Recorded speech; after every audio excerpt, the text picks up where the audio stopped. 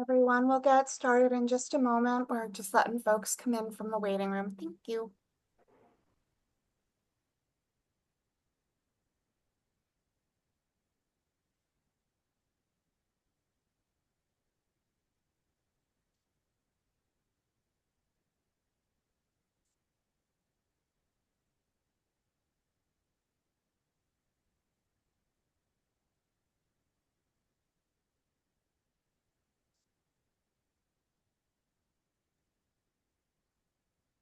Looks like our attendees have filed in, so we'll get started.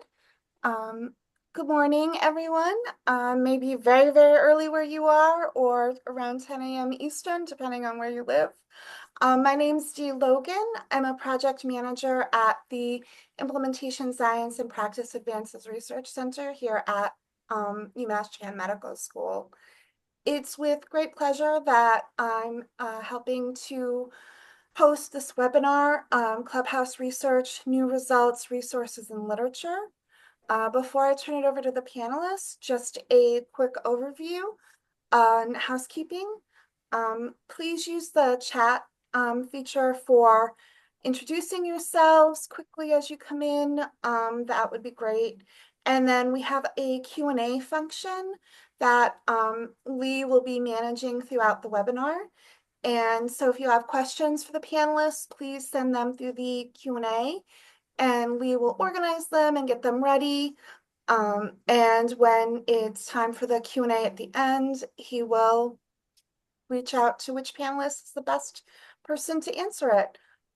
Please note the webinar is being recorded and will be made available either on the iSpark website or the Clubhouse International website. And with that, I'm going to turn it over to Lee Kellogg from Clubhouse International. And thank you everyone for being here. Thank you, Dee. Appreciate it. Hello, everyone, and welcome to our webinar. My name is Lee Kellogg, and I'm a program officer with Clubhouse International. We're an organization that supports more than 370 clubhouses around the world. We have clubhouses in 33 countries and 37 states. Our organization is involved with quality assurance, training, and of course, the important topic that we're covering today, research.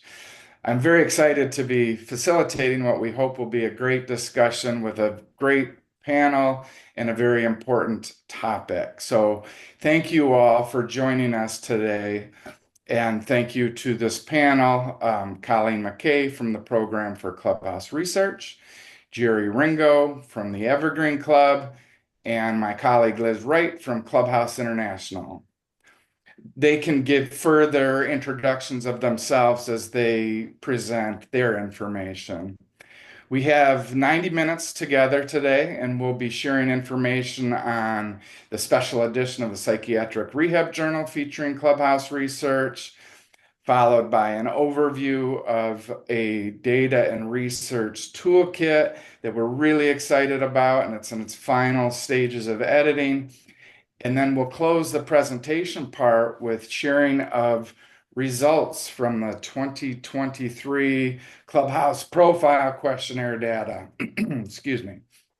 So as Dee mentioned, this webinar is being recorded, and we will include the link to the recording, the slides presented, and the data and research toolkit on the Clubhouse International website. We'll post that in January, but also, as Dee mentioned, the iSpark website will have the recorded webinar and slides from this as well. So with that, let's go ahead and get started with an introduction of Liz. Hi, thank you so much and welcome. I'm Liz and I'm a program officer with Clubhouse International and a part of the Data and Research Subcommittee. Clubhouse International coalitions and associations are groups of clubhouses in similar regions that connect for a forum of ongoing discussion, support, and education. And the goal of this subcommittee is to bring these groups together and focus on strengthening different parts of the coalition in different areas. And Jerry and I are enthusiastic members of the Data and Research Subcommittee. Hi, I'm Jerry Ringo, and I've been with the Evergreen Club for over 10 years as a member. I landed in the Data Collection and Research Subcommittee sort of by accident. Kaylee from Hero House and I from the Evergreen Club were to represent Washington State on subcommittees. I chose communications and Kaylee chose data collection, and we were assigned to both. Not knowing anything about data collection or research, I contributed a little and learned a lot. I did help beta test the online CBQ and contributed a little to the toolkit. Through our work with the Data Research Subcommittee, I learned that we have thousands of member stories describing how Clubhouse has transformed their lives. And they are compelling stories, but they aren't convincing stories, at least not for those requiring quantitative evidence. They need hard numbers, so we collect data. That data can then be used to influence public policy, convince donors to donate, and prove that the Clubhouse model not only works, but it works extremely well in so many ways. Data and research is a key factor in making the big picture personal. Data collection and research creates a culture of introspection within a clubhouse. Using data and facts to inform decisions and solve problems in the clubhouse community is critical to shaping an environment we want to attain and the evidence-based practices that benefit member recovery in all clubhouses. In addition, creating a culture of introspection and investigation promotes many clubhouse values that benefit our community as a whole. Data can tell the story of why clubhouses work. Part of the goal of the Data and Research Subcommittee was to ensure that all clubhouses in our network have access and understanding to the global research that demonstrates the effectiveness of the Clubhouse model, while also making the work of data collection accessible to all clubhouses. As clubhouses, we're constantly collecting data. There's member data that includes demographics such as age, gender, ethnicity, housing status, income level, and education. We also collect and store data on diagnosis, treatment history, and goals and aspirations. Program data includes such items as participation rates, resource utilization, and program effectiveness. Here we find things like attendance, member hours spent in the work order day, member satisfaction, and program costs.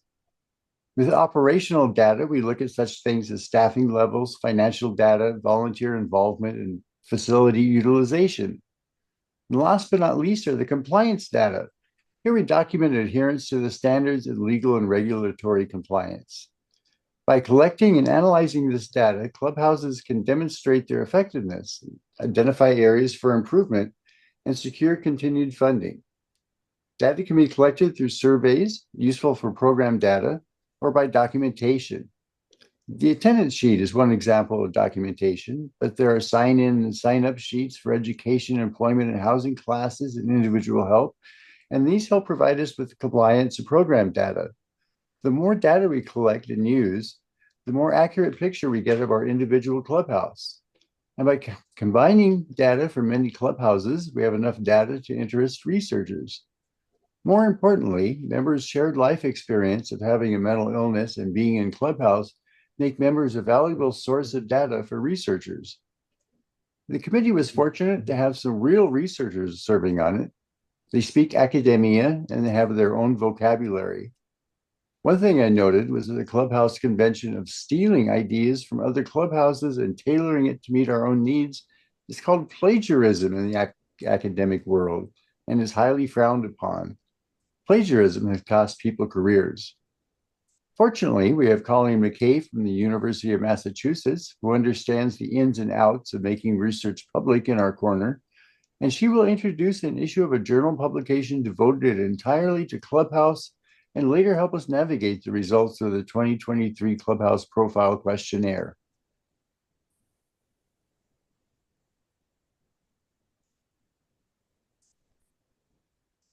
Good morning, everyone. As Jerry mentioned, I'm Colleen McKay, I'm an assistant professor at the UMass Chan Medical School in the Implementation Science Practices and Advances Research Center, or what we call ISPARC for short.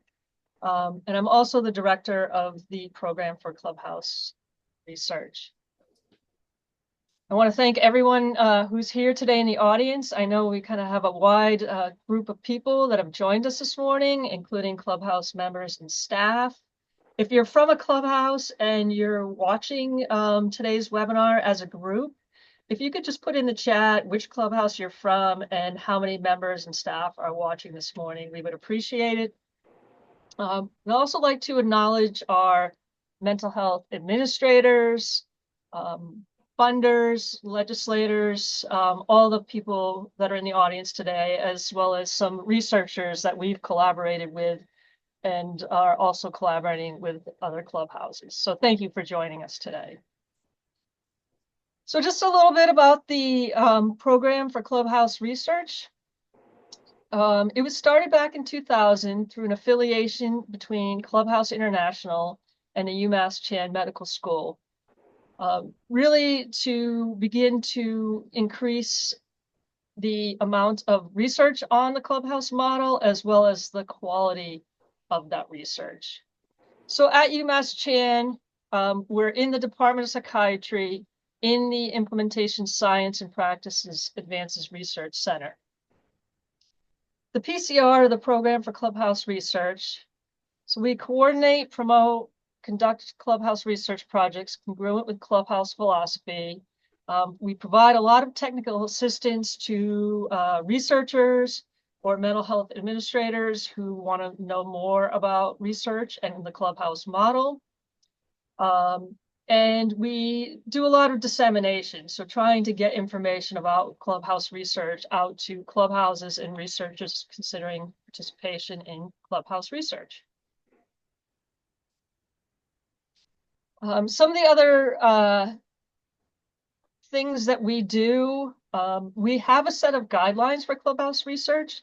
So if you are in a clubhouse and you are thinking about doing a research project, the guidelines have all sorts of things that you can think about as a program before you begin your study. You know, what is the researcher going to do with the information they collect? How are they going to get input from members and staff kind of throughout that research project? And, you know, what are they going to do when they're done? Are they going to share it with you? Are they going to publish it? Where is that data going to go? How are they going to make sure that your Clubhouse's data is secure throughout the process? So things like that to be thinking about as you're going through research. And then we certainly conduct Clubhouse research with clubhouses and academic institutions and researchers both in and out of the US. I know there were some people registered from France this morning, France for the webinar this morning, or for evening for you. If you are on, thank you for joining us today. So just a little bit quickly about the history of Clubhouse research. So most Clubhouse people know that Fountain House was started back in 1948. The first research on clubhouses at all was back in 1963, and that was one study at Fountain House. By 1993, there were 32 articles on clubhouses in the research literature, in journals. Most of those were in a special issue in the Psych Rehab Journal back in 1992. In 1994, Clubhouse International started operating, and that's really kicked off the first broad systematic data collection across clubhouses in the US and around the world. Between 1995 and 2000, there was a randomized clinical trial of Clubhouse and the Program for Assertive Community Treatment funded by SAMHSA, the United States Substance Abuse and Mental Health Services Administration, looking at employment outcomes between members who participated in Clubhouse and individuals who participated in PACT. And what the study found was that Clubhouse members became employed just as quickly as people in PACT. They earned more and they worked longer. Jump forward to 2000, the program for Clubhouse research began. Around that time, there were approximately 300 Clubhouse articles. And then you can see things kind of begin to really ramp up. In 2011, SAMHSA included the Clubhouse model on their National Registry of Evidence-Based Practices and Programs. Around that time, there were about 700 Clubhouse articles. The SAMHSA registry isn't really functioning anymore, but one of the things they found in that review, there's a review for research and there's a review for implementation resources. And in terms of the implementation resources, the Clubhouse model got a perfect score, 4 out of 4. And we're going to talk a little bit more about some of those implementation resources today. In 2018, we published a systematic review of the research that had been published on the model. The following year, there were manuscripts published about clubhouses in Australia, Canada, China, Hong Kong, Denmark, England, Finland, Ireland, Norway, and Sweden. Around that time, the amount of research had grown to over 900 articles.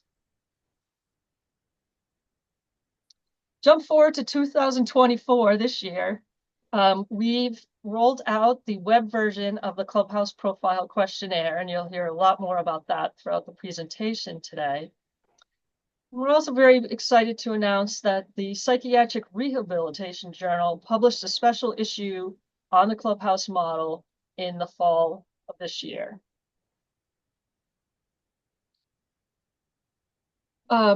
So there are links, and once you get the presentation, these links are functional. You'll be able to click to the specific articles in the PowerPoint. There were 9 articles on the model, really a wide mix of research, qualitative and quantitative, from inside and outside of the US. So a group of researchers in Canada looked at an evaluation of the impact on the Clubhouse model on hospitalizations and community functioning during the pandemic. A group from Fountain House and other researchers that they collaborate with also looked at members' engagement patterns at the Clubhouse before, during, and after the pandemic. Joy Agner and colleagues looked at virtual engagement in the Clubhouse, how to support people who are participating in the Clubhouse in a hybrid environment. A group from Fountain House used participatory action research practices for Clubhouses. Jessica Wodolek and colleagues from several Clubhouses looked at a tool from the World Health Organization's array of tools, really, to implement and see whether this tool would be effective for use within Clubhouses. This is one of 2 or 3 World Health Organization tools that Clubhouses are now using, kind of beginning to really standardize data collection tools that we use. The Hawaii Clubhouse Coalition and Joy Agner created a conceptual model of how Clubhouses impact health and quality of life. And then the last 2 articles in the special issue are around a new theory of social practice that these researchers and others are proposing for the Clubhouse model. This model is new. It hasn't been tested yet. So there's a lot of work there to be done to see if A, it fits the Clubhouse, model, whether it fits in the Clubhouse community, and ultimately it becomes incorporated into Clubhouse practices. So if you haven't seen this yet, check it out. Some of the articles are open access, which means they're free for you to download. Others do require a purchase. As Jerry mentioned earlier, as academics, there are copyright issues that we deal with, so we can't just give them away, but we'll try to make sure we get the information summarized and accessible for everyone. At this point, I'm going to turn it back over to Jerry and Liz, who are going to talk about a new toolkit, another implementation resource around Clubhouse data and research. Thank you, Colleen. One of the projects that the Data and Research Subcommittee took on this year was creating a data and research toolkit. Clubhouse International has been creating toolkits to support clubhouses in their daily work.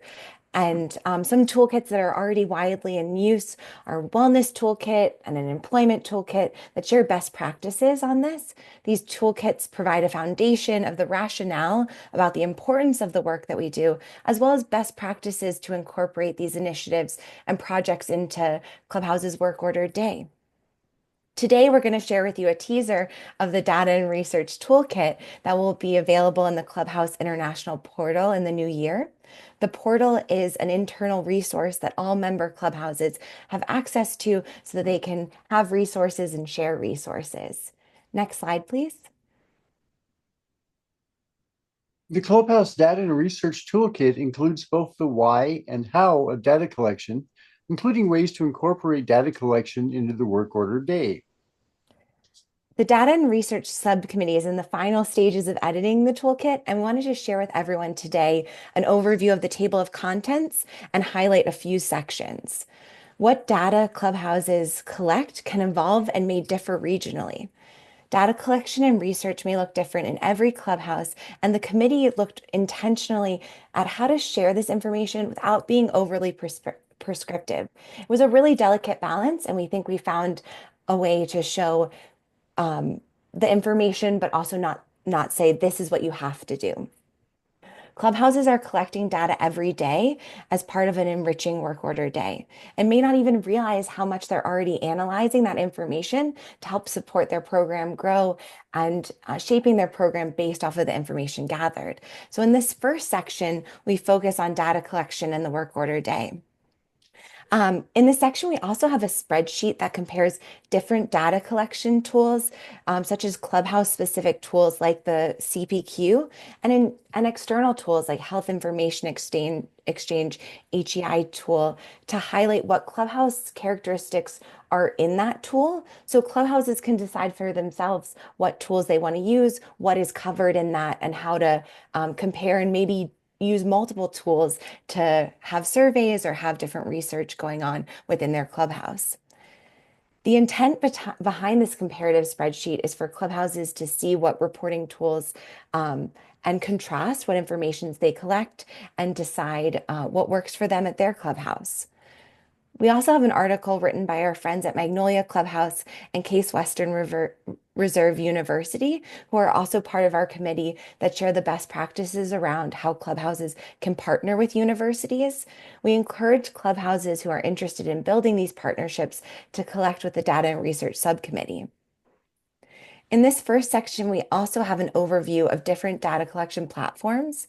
There's no one-size-fits-all data collection platform, but many clubhouses partner with great tech organizations to make these platforms. So in this section, it describes the platforms and shares the contacts of clubhouses who use them and how clubhouses can take that information and to determine what platform is the best for them. The appendix is filled with treasures, such as a much needed, by me anyway, glossary, a key of domains of Clubhouse data, resources, and a step-by-step how-to on how to search for journal articles using PubMed and Google Scholar. All in all, the toolkit provides valuable information and help to clubhouses. The toolkit is intended to support clubhouses who have just opened their doors, as well as well-established, long-standing clubhouses. The resource and examples are also intended to grow and be added to, so we will continue to build those out as clubhouses engage with data collection and research initiatives within their own clubhouses. Next slide, please.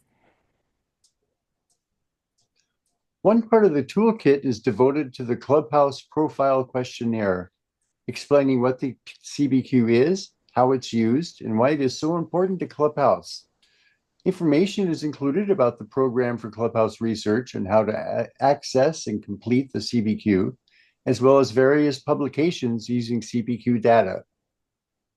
The CPQ is also an important resource and component of the accreditation process. Accreditation is Clubhouse's quality assurance process, and we want to make sure that we are demystifying the process around the CPQ and ensuring that Clubhouses find the process accessible. The content gathered in the CPQ, as Colleen will share shortly, tells the powerful story of the importance and impact of the work in Clubhouses. The Data and Research Subcommittee feels that these chapters in the toolkit will help Clubhouses build systems to collect data and support engagement in the CPQ process. The subcommittee had the opportunity to beta test the online CPQ for functionality and ease of use.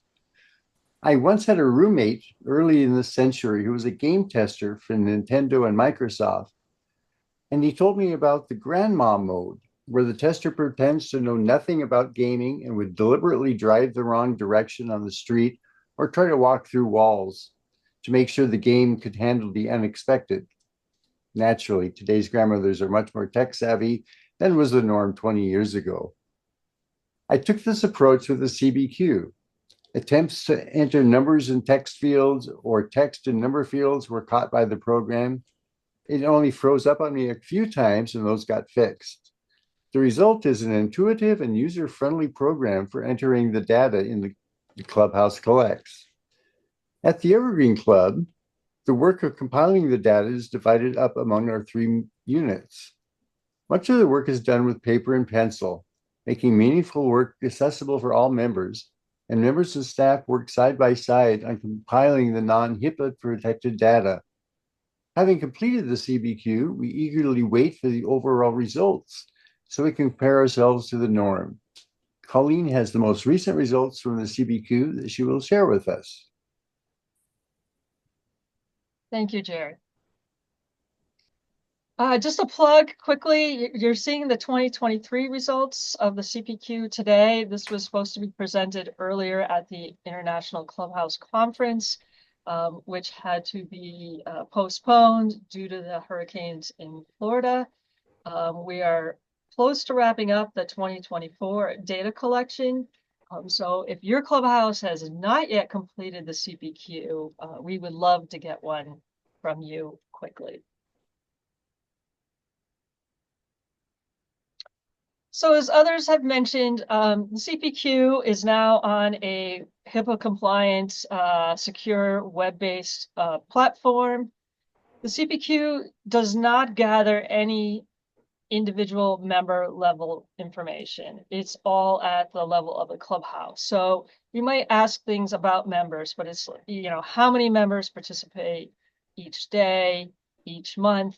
What are the overall demographics of members look like? How many staff Clubhouse have? And really the areas in the CPQ mimic the areas in the Clubhouse standards in many ways. So funding, governance, administration. So is the Clubhouse a freestanding or auspiced agency? Where do they get their funding from? And then think, what happens during the day in the Clubhouse? What happens during the work order day? What are the types of activities that members and staff are involved with? What types of supports does the Clubhouse offer around employment, housing, education? And also we ask about participation in training and research, interest in research. It is administered here at UMass Chan. As previously mentioned, it's also used by Clubhouse International for the quality assurance and accreditation process, program improvement, and then tracking the development of the Clubhouse model over time. Sharing findings with stakeholders. So there's CPQ data published in SAMHSA's Mental Health United States 2010 and Behavioral Health 2012. And we've also collaborated with some researchers who have used de-identified aggregate data from the CPQ for other studies. Once again, the links in these slides will be available to you when you get the PowerPoint slide deck later. This is just a list of the different publications that include CPQ data from over the years.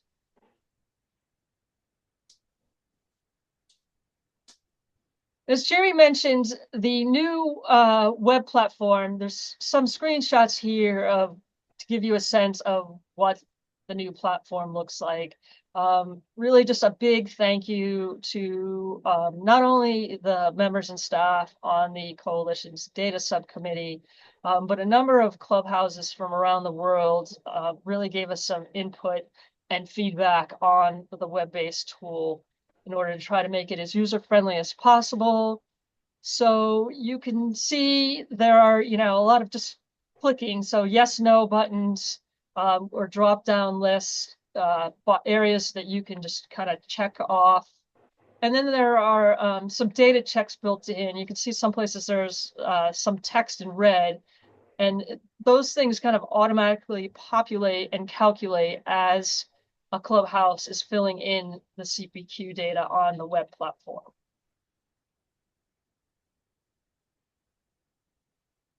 So in 2023, there were 350 clubhouses affiliated with Clubhouse International when we asked everyone to complete the CPQ. We had 250 clubhouses complete and return it from 27 countries and 35 states, which is a 71% return rate overall. We did receive a lot of positive feedback around the new platform.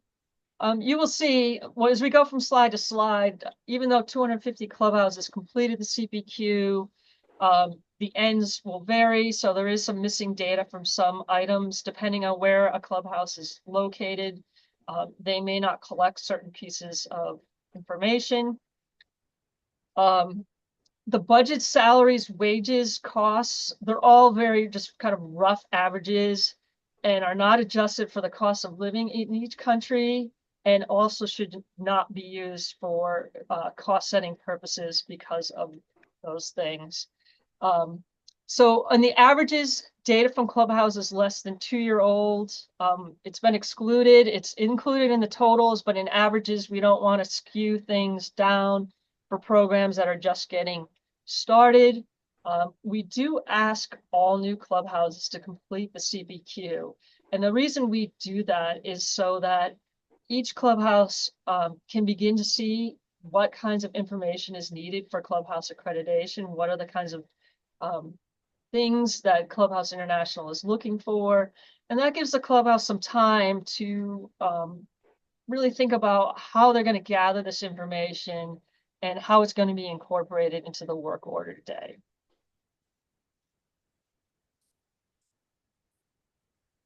So, accreditation. So Clubhouse International, Clubhouse accreditation, there's really 3 kinds of accreditation that some clubhouse could get. Now, some of the new clubhouses wouldn't be accredited yet. About 2.8% have 1 year. So a 1-year accreditation, there's some things that the clubhouses need to work on in some of the areas of the clubhouse standards. A conditional 3-year, most of the things that you would need in the standards have been implemented in the clubhouse, but they might have some area that they need to work on. So they get the conditional accreditation. And then a full 3-year really indicates that a clubhouse is in kind of full compliance with all the international clubhouse standards.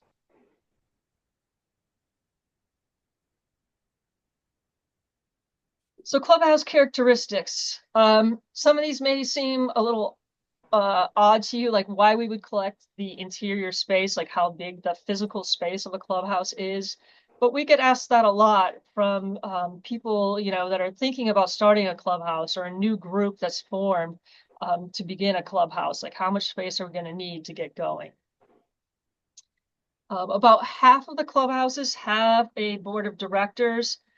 The other half have an advisory board. There are some clubhouses that have both. The type of board really is usually indicative of whether a clubhouse is a freestanding organization or it has an auspice or parent agency. A freestanding clubhouse usually has an independent board, where auspice clubhouses tend to have advisory boards. And you can see from the the members there's member participation on boards. It's typically about 3 members on average per clubhouse. About 3/4 of the clubhouses indicate they belong to a coalition.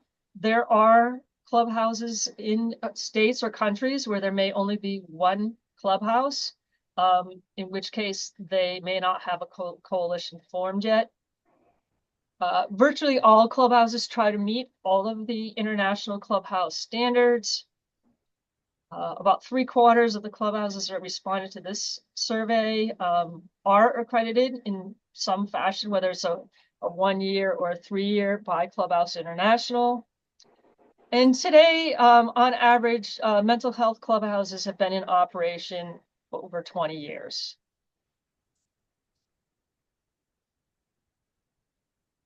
In terms of costs, and once again, this is just a very rough average across all clubhouses. Costs have not been adjusted for the cost of living in the different countries.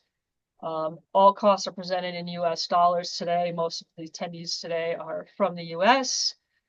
So an annual budget of an average of about $650,000, but you can see in the range, there are some very small clubhouses with very limited operating budgets and some very large clubhouses.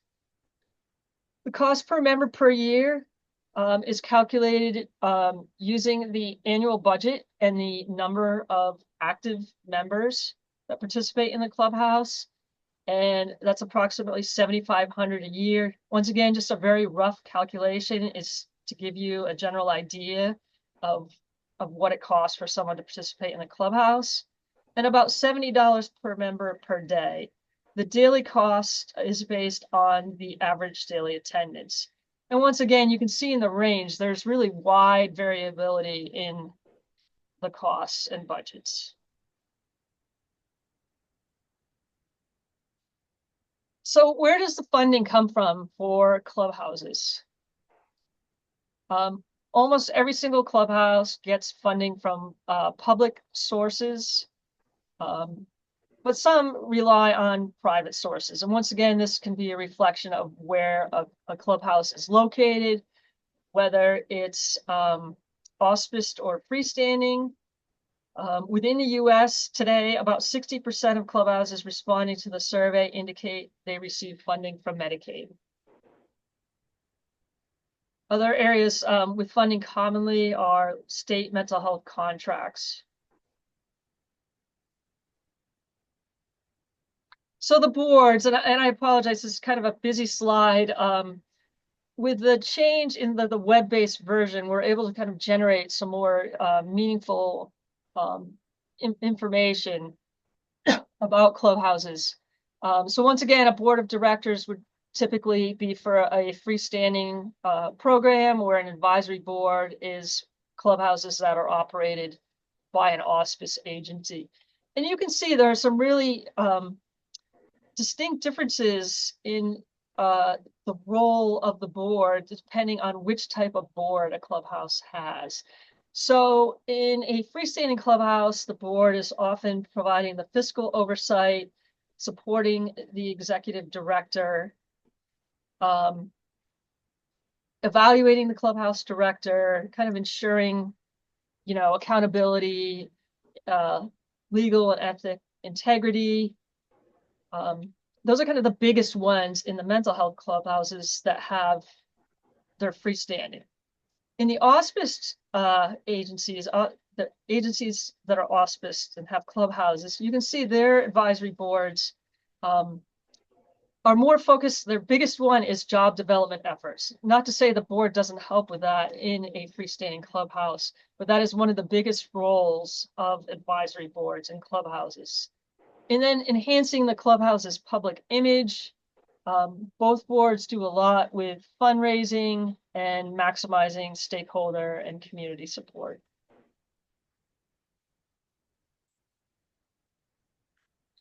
So within clubhouses, my colleagues here at UMass Chan always like this slide because it really gives them a sense of what clubhouses do, the array of things that clubhouses offer for supports for members. And as you can see, recreational activities, reach out, health promotion, help finding jobs or housing, accessing low price meals and entitlements are some of the biggest things offered. You'll see there are 2 bars on the slide. So not only, if you're not from a clubhouse, not only do staff support members in clubhouses, but members support other members. So, it could be members are helping other members find an apartment, help finding jobs, doing outreach.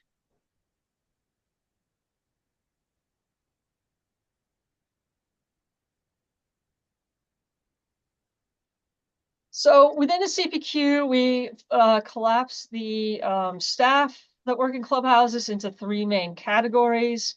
Administrators are typically your executive directors, program managers. Generalist staff are the day-to-day staff within clubhouses. They're working side by side with members in the work units.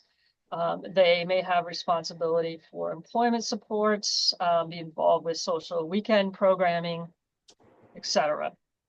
Resource staff, and not all clubhouses would have a resource staff. These are people who aren't usually working with members during the work order day. And they could be, janitors, accountants, a receptionist, or a researcher.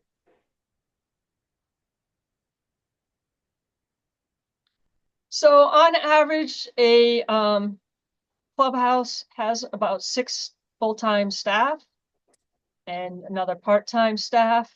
Most staff are unit-based staff. Once again, the exceptions to that are usually the resource staff and also some student interns or volunteers. About 20% of staff also identify as mental health service users. And then the last one, so we get asked this a lot too, like how many members per staff should a clubhouse have? And this active member to full-time staff ratio, so it's about 17 active members to 1 full-time staff. This number, now we've been collecting this data for 20, 30 years, and this number really has not changed over time. This member to staff ratio has remained very stable.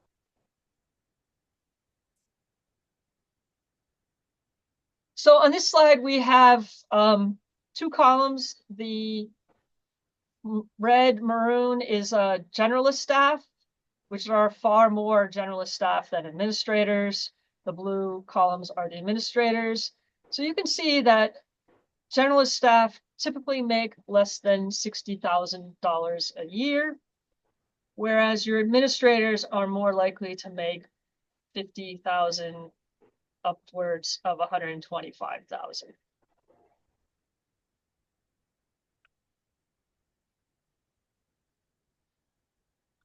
As far as membership goes, the average daily attendance is just under 30 members a day. About 98, 99 for the active membership, so over a 90-day period. I think it's important to keep in mind that not every member is going to come in every day. There are members out working. And some of this, you would expect to see a difference in the active membership versus the average daily attendance. We do notice a greater difference in large urban clubhouses where the distinction between the active membership and the daily membership is greater. On average lifetime, so this total membership is a lifetime of the clubhouse. So if a clubhouse has been open for 21 years, they've served about 750 people during that time.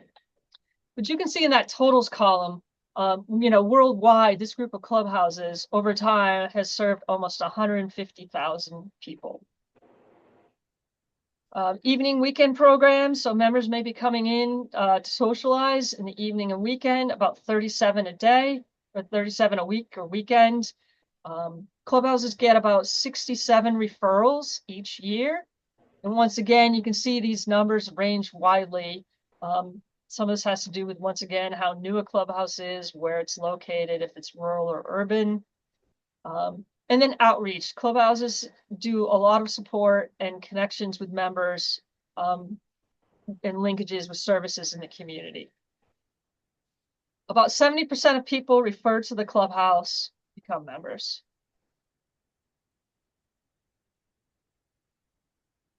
Average daily attendance, once again, we have different ways of slicing and carving up the data. Clubhouses often want to know like what they look like compared to other clubhouses similar in budget size. And here we've kind of broken it out into 4 different categories, you know, like really small clubhouses in terms of budget up to really large. And as you can see, the bigger the clubhouse is, the more members are participating each day.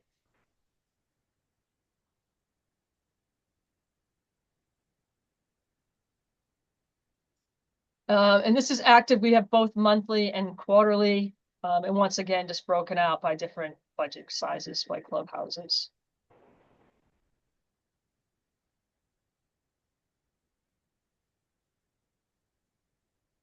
And the numbers in parentheses down below where it says like 300,000 is the number of clubhouses in that category. So 31 clubhouses have a budget under 300,000.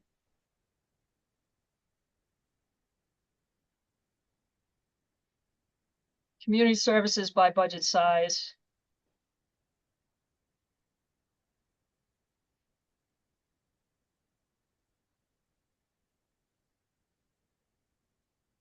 And then the referral sources. So you can see that people learn about clubhouses and get connected with clubhouses from a lot of different places. The biggest referral source for clubhouses, particularly here in the US, is a community mental health center or another mental health type of program, followed by some mix of other sources, self-referral. Someone may hear about the clubhouse and go there on their own or hear about it from a family member or another member. Clubhouses also get referrals from hospitals and clinicians out in the community.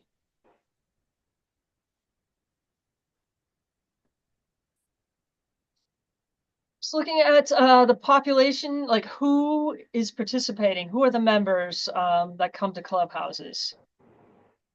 Just over over 50% male.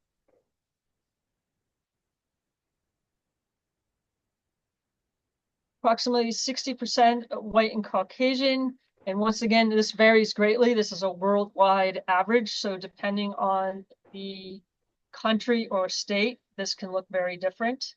You know, here on this slide, the slice for the Hawaiian Pacific Islander is very small because it's averaged over all clubhouses. But if we took the group of clubhouses in Hawaii, that would obviously be a big piece.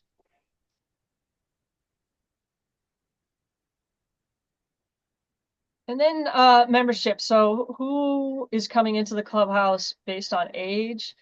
And this, I think, slide really kind of emphasizes that the clubhouse membership is available for life and can support members kind of at any point in time. While most, you know, the majority of members are, you know, between the ages of 30 and 60, clubhouses really do support members of all ages. Some clubhouses have young adult initiatives or older adult initiatives today to kind of do more to support and outreach those populations. So diagnoses, many clubhouses require a diagnosis of a mental health condition to be eligible. You can see up top, this is data from 100 clubhouses. There are clubhouses in some countries that do not have any requirements for, in terms of diagnoses for eligibility, which is why that number is so much lower. But about 41% of members participating have a diagnosis of schizophrenia, 20% bipolar, 20% depression, and then a wide mix of other diagnoses, PTSD, things like that. 145 clubhouses indicates that about 37 active members also have comorbid health issues, so more than a third. Housing, where do members live? Just under 50% of members live on their own. Another quarter live with a family. Group housing, about 16%. Shelters, some clubhouses, a small percentage of clubhouses offer formalized clubhouse housing. Once again, we do see some differences in how this looks inside and outside the United States. So members are more likely to live in group housing if you are in the US, and more likely to live with a family member if you are not located in the US. Transportation, how do people get to the clubhouse? Many members rely on public transportation. A club van, if you're in a rural community that doesn't have public transportation, then often you're using a clubhouse van to get to and from the clubhouse, or using an auto, a bicycle. Our friends in Europe tell me that bicycling is often a way used for members to get to the club, or walking. So what are the things that happen during the day? Like what are people doing in the day-to-day operations of the clubhouse? Well, clubhouses typically have at least a lunch every day. Some have also have breakfast or a dinner, an employment dinner, something like that, a social recreational meal. Cleaning, just maintaining the building and grounds, clerical work. Reach out and outreach, so connecting with members who aren't able to come to the clubhouse every day. Tracking attendance and enrollment.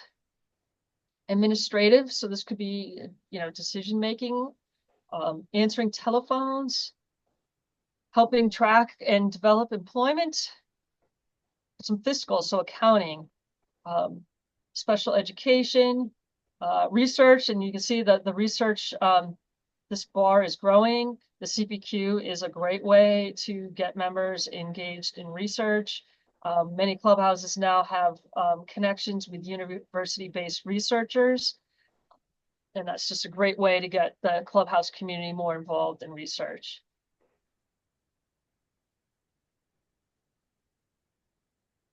So education, most clubhouses have some sort of educational component. Often this is more informal supports. So there could be classes, that are led by staff or members during the work ordered day or outside of the work ordered day. Members often get help with assistance for applying for adult education supports and ongoing support for education. So it may be helping someone who's taking college courses, could be filling out the financial aid applications or tutoring for a course, all sorts of different things around supporting someone in education. And then in employment, I'm assuming most people know this, but Clubhouse programs offer a wide array of employment supports. Transitional employment, which is typically time limited, 6 to 9 months. It belongs to the clubhouse. So the clubhouse develops these jobs and members rotate through them. The clubhouse provides on-site training and support with absence coverage and an ongoing relationship with the employer. These allow members to try different jobs. Members are supported in the TE positions, including on and at the job site, but the jobs are all integrated. So there's opportunity to work with people who do not have disabilities, who are employed within the company, and members employed in transitional employment positions are paid by the employer. In supported employment, the jobs are not time limited. The positions belong to the member. There's a competitive piece, so somebody has gone through an interview.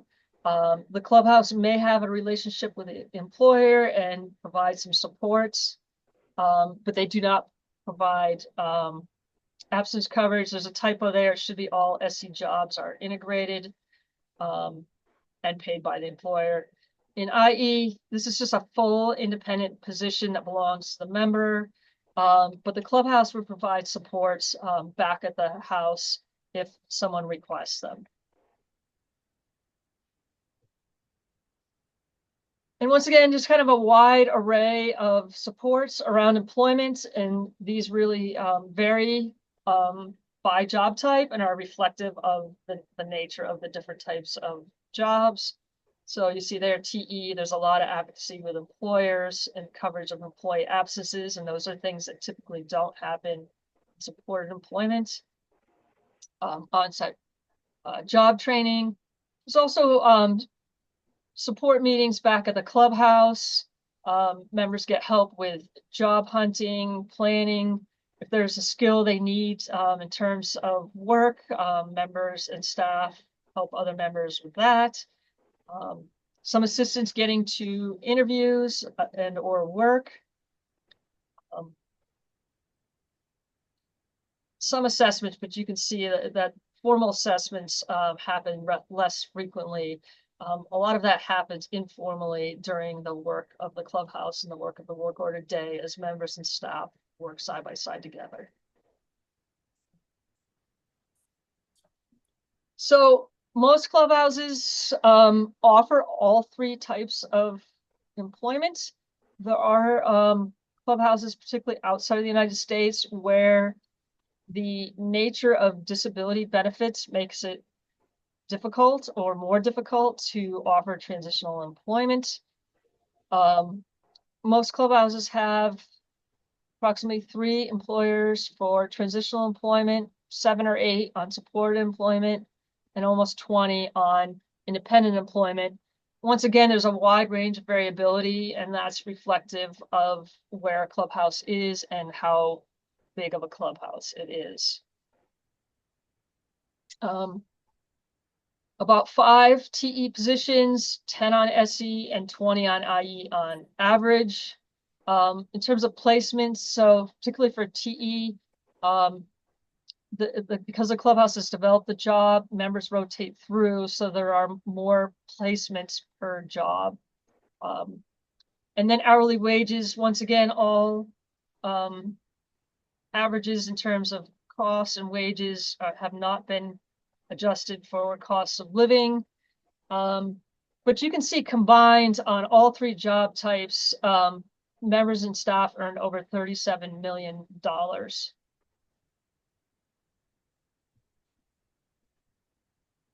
And then finally, in terms of research, today, over 50% of clubhouses are interested in research. Almost a quarter of clubhouses have a collaboration with a researcher or university. About 17% are involved with a research project, or another 10% are developing a research project.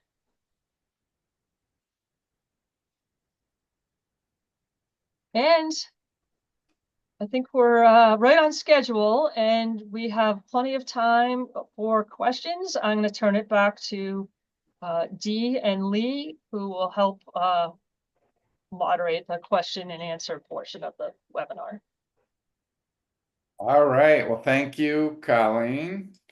Thank you, Jerry and Liz. We are right on target with the timing here, and hopefully we get some more questions. I know that was a lot of information, but let's start with the questions that are in the Q&A. We had first question was from James Weiniger from Clubhouse, Ohio, and Magnolia Clubhouse, wondering about the high budgets. There were only 3 up to $2.9 million budget. Colleen, can you speak to it? Were there any that were left out for those purposes, budget size? So Fountain House did not submit a CPQ in 2023. I think it's the only time they haven't done one. Usually we'll pull their data back out because Fountain House is so much bigger than the next biggest clubhouse. It tends to skew the averages, although we do include them wherever we can, and certainly in the totals. So they are not included in this. And once again, you have to just keep in mind that these budgets are just converted. they could be converted from a currency, in Taiwan or Korea or Norway or Sweden. They're converted to US dollars and just presented here. So once again, this is just kind of a rough number. But most clubhouses do have budgets that are under $1 million. You think back to, I can actually go there. Sorry for the scrolling.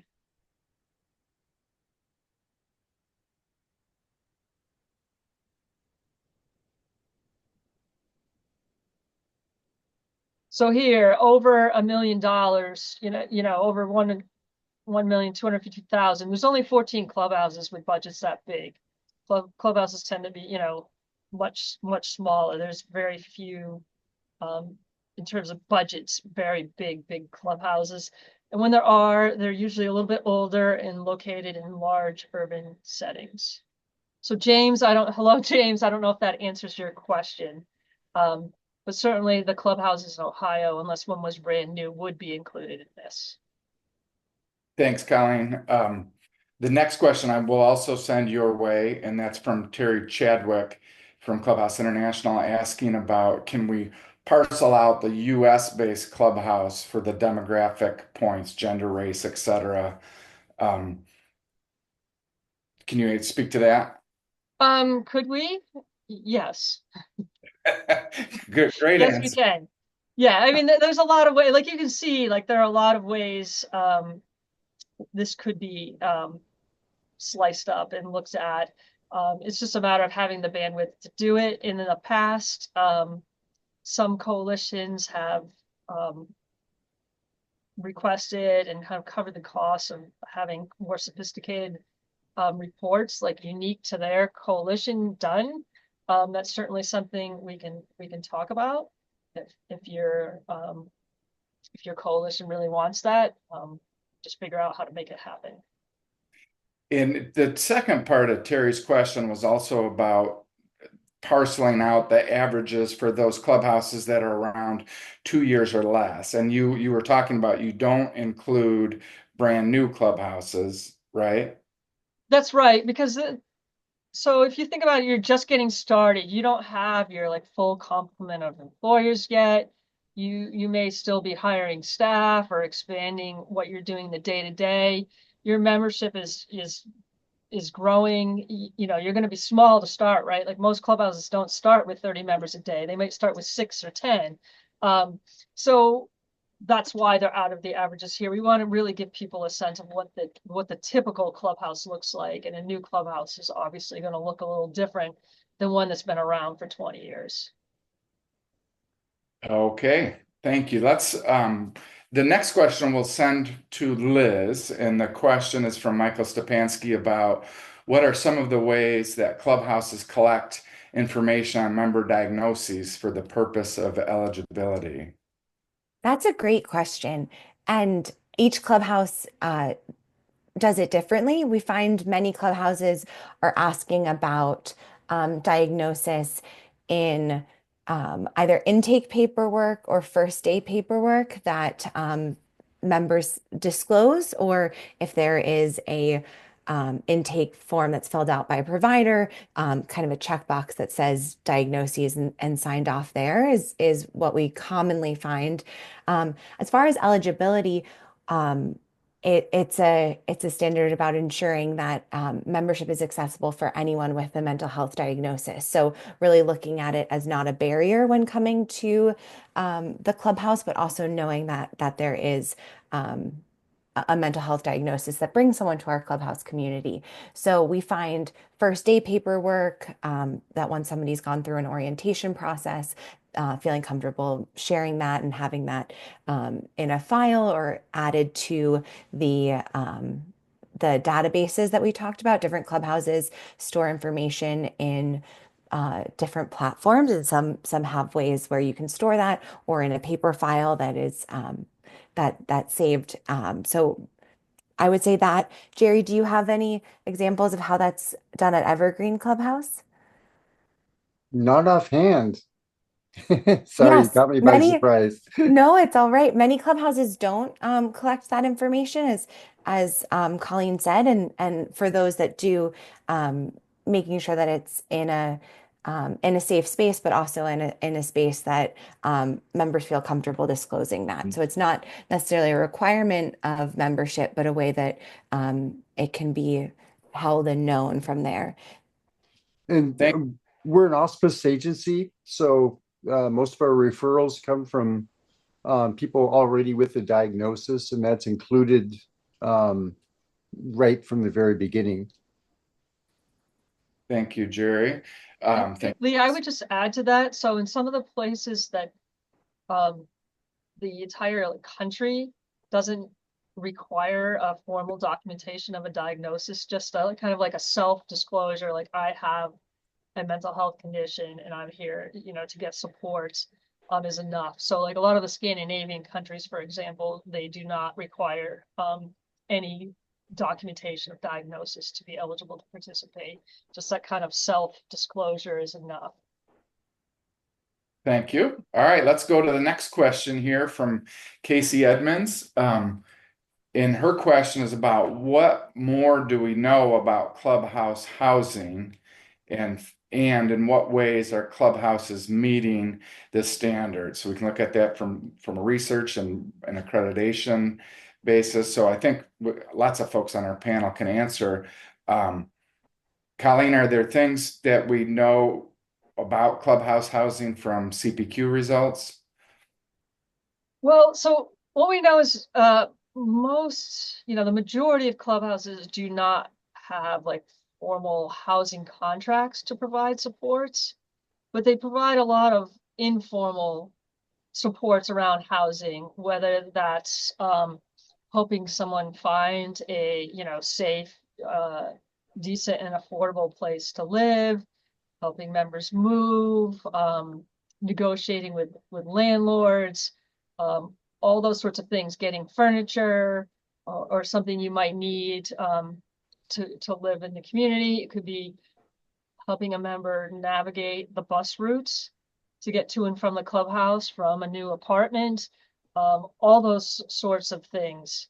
And I think it's really going to vary. And once again, like depending from the CPQ, we do know just the differences in who lives where based on, whether you're in the US or out of the US. So outside of the US, members are definitely less likely to live in a group home setting. That's more of a culturally, I think, part of this country than it is in other places, where other countries are more family oriented and a member might be more likely to live with a family if they're not out living on their own in an apartment or a house somewhere.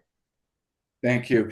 And maybe Liz, can you speak to like from the accreditation process when a faculty team goes in, what sort of things we're looking for from the accreditation perspective on housing, what clubhouses are doing towards housing? Yeah. And so if a clubhouse has their own housing program, we're looking specifically if the clubhouse housing follows the standards and has members involved in all aspects. It's not run separate from the standards in that sense. And then if a clubhouse doesn't have a housing program, we're looking at our housing supports integrated into the work order day, our clubhouses supporting the conversation of housing and community support needs. Is it talked about? Is there a space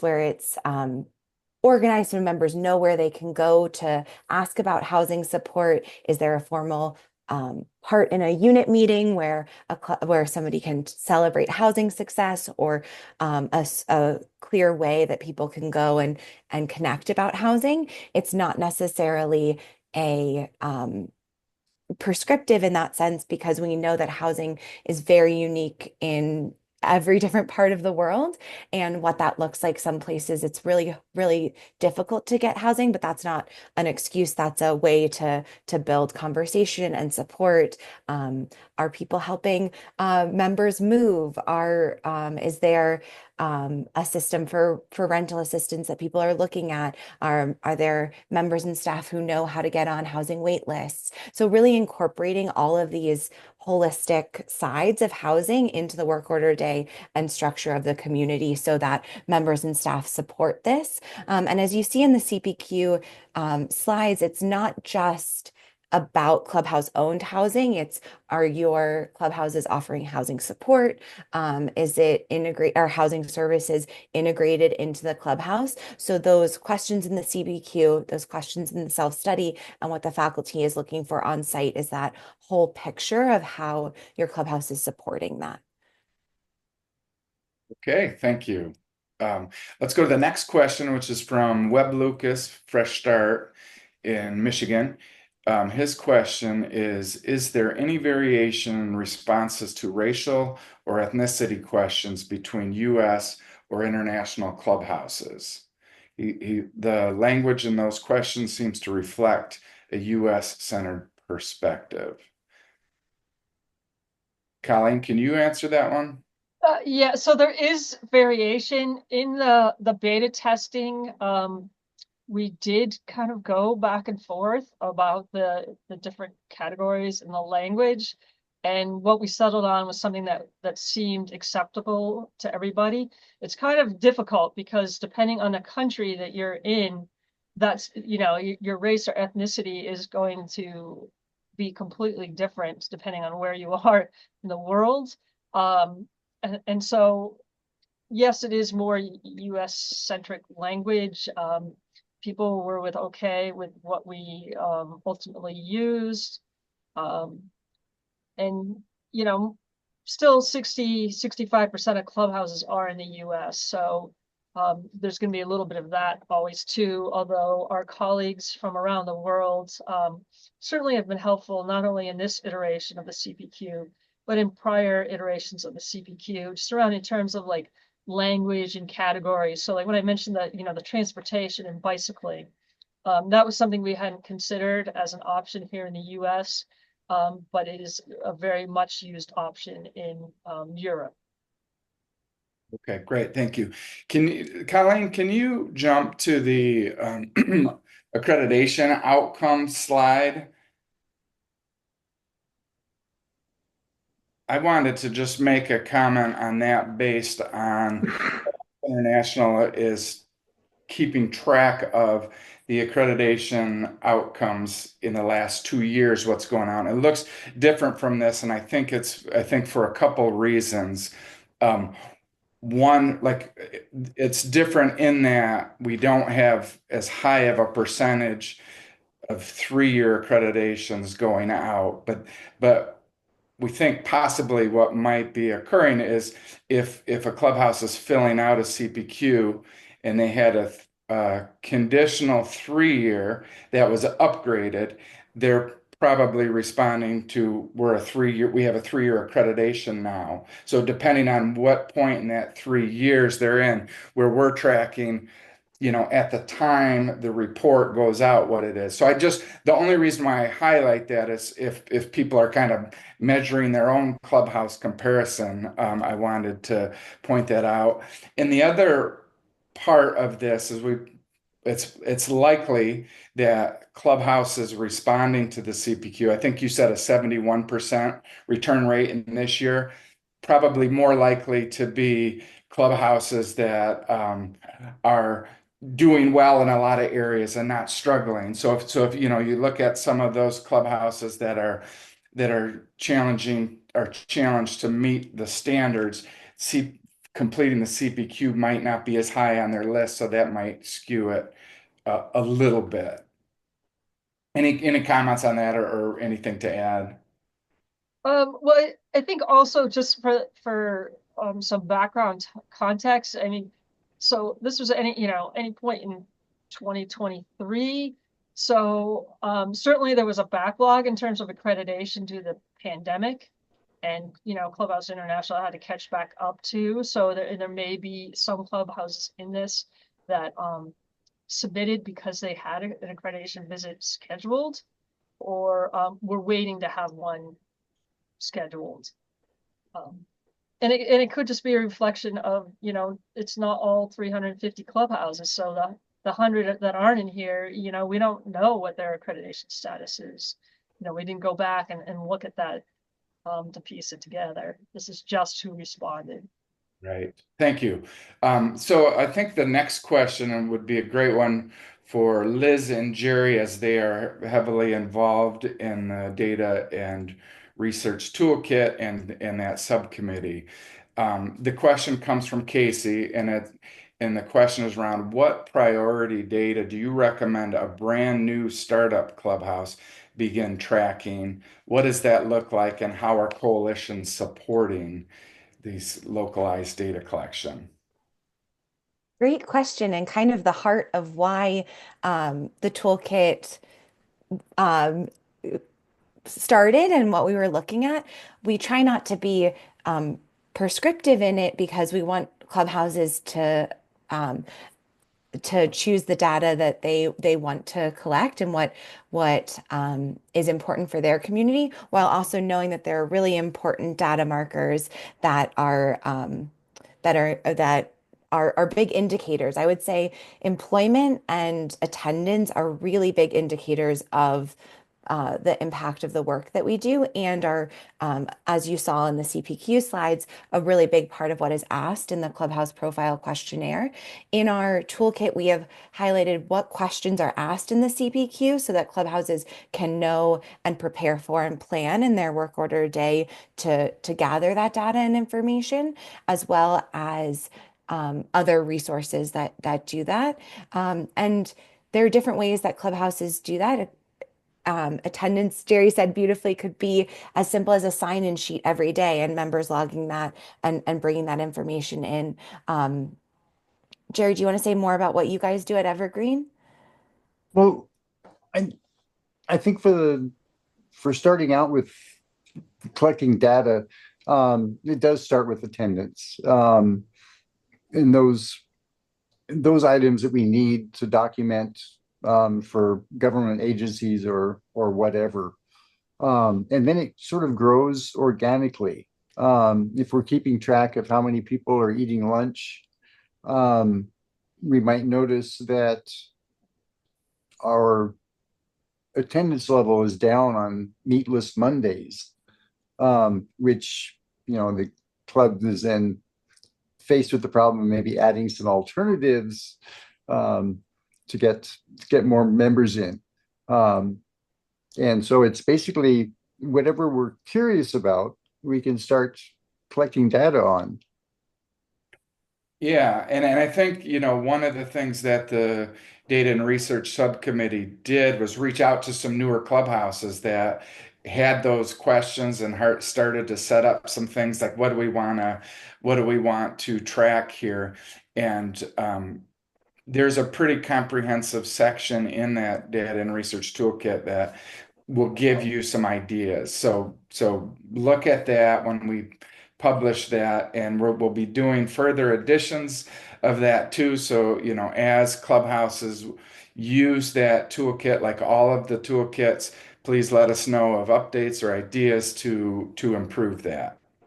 And I think Great. it's oh, and I think No, it's important to pair what the funders are say and what your clubhouse wants to know, and bringing those two together as a new clubhouse and building consensus around that is really important.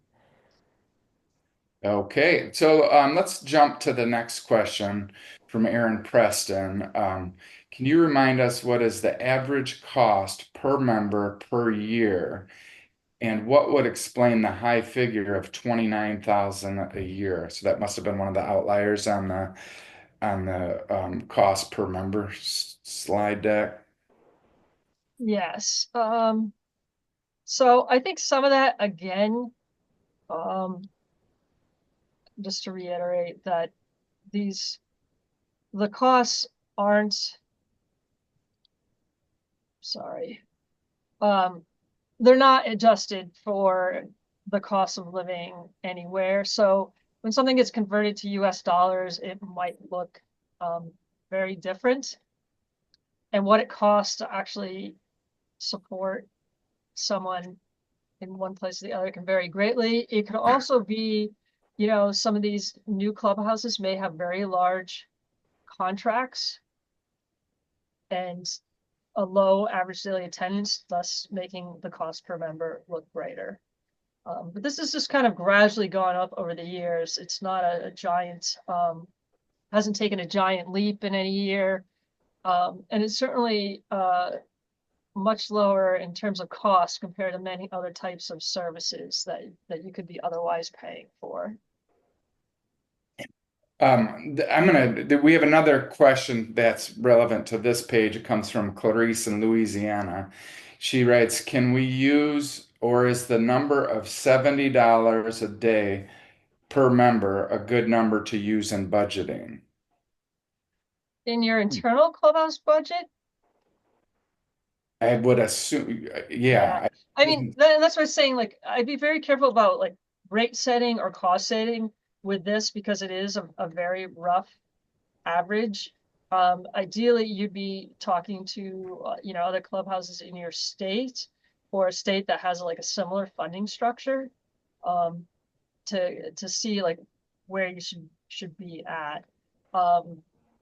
Yeah, I would just encourage caution if you're looking at this to say like, oh, we should, you know, our state should be giving us, you know, $90 a day or something, you know, just based on the CPQ data alone. Yeah, and Clarice, they have the only clubhouse in Louisiana, but they could say, you know, look, from this 2023 CPQ results, the mean was $70 per day per member. I mean, that's accurate information that they might want to use for advocacy and trying to get some rates set in their state. I think that's why she was asking that question. Yeah. Yeah, once again, this is a very just rough calculation to give people an idea. So, you know, your $70 is going to go a little further in Louisiana than it's going to in New York City, for example. You know, so we've got to kind of keep that all in mind, you know, the cost of living, none of that has been factored into this. So, I mean, it does give you a rough average, but there's a lot of things that should be taken into account when you're looking at your budgets, and especially if you're setting some sort of billing rate with either an hospice agency or Medicaid or something like that. I just wanted to note Clarice has her hand up. I can unmute her if she needs to clarify her question, if that's okay with everyone. If not, we can just continue on the written questions. Sure, if that didn't answer a question, yeah, Clarice, did that answer your question or? Well, it sort of did. I guess I asked that question from in the beginning when I started, we were given the average number of $40 per day per member was the cost to run the clubhouse. And I mean, I've been here 5 years now, or almost 5 years, and I know inflation has come about. So I was wondering if that would be a good, you know, I could lower it to 60, but it had to have increased from 40 a day. Yeah, I wouldn't be using 40 a day. And that 40 sounds even a little low for 5 years ago. I can send you some, just email me after, Clarice, and I will send you the published papers on Clubhouse costs that you can take a look at from over the years. Thank you, Colleen. I appreciate it. And do I have to have names on that CPQ question, or just the number of people on the salaries question you asked me about? So if you wanted to figure, the one I emailed you about? Yeah. Just numbers. We don't ask for no staff names, no member names or anything like that in the CPQ. It's just all aggregate. So Clarice is asking about, there's a table in the CPQ that asks about the number of staff within the different salary ranges. So like if there were staff making $50,000 to $60,000, you would just put 3 in that category. Okay, thanks. You're welcome. Thank you, Grace. Yeah, we just have a few more minutes, and so it looks like we might not get to every question, but we will respond to the questions that we don't get to by email. But so why don't we end with a couple from Michael Stepansky on his question is data on the average length of time members have belonged, or like how long they've been an active member at a clubhouse? Not in the way I think you're envisioning, Michael. Once again, it's just so the CPQ is like a 1 year snapshot of a clubhouse. So each year is just just a one time, what does it look like this year? And then the next year, what does it look like? And because there's no member level information, there'd be no way to know who was, in 1 year only of data, or 5 years, or the last 20 years worth of data.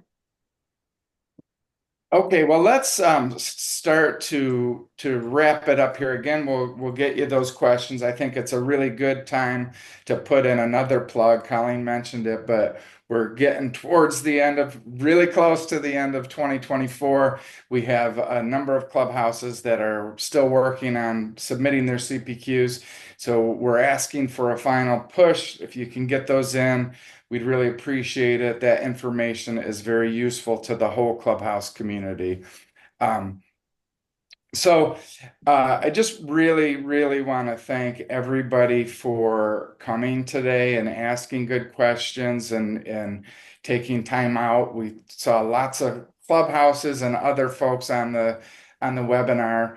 I want to really thank the excellent panel today on the work that they did preparing and sharing, and just remind everybody that the materials, including the recording, the slides, and the data toolkit that was introduced, will be available on the Clubhouse International portal, and iSpark will have the webinar slides and the webinar recording. So with that concludes our time together today.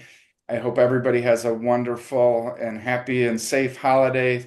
And Dee will have the last word. Dee, do you have anything in closing? I just want to thank the four of you for being here and conducting the webinar, and thank everyone wherever you are in the world for joining us. If you do have any questions for the panelists, feel free to send them my way and I can forward them on if you don't already have their email addresses. And with that, thank you everyone and happy holidays.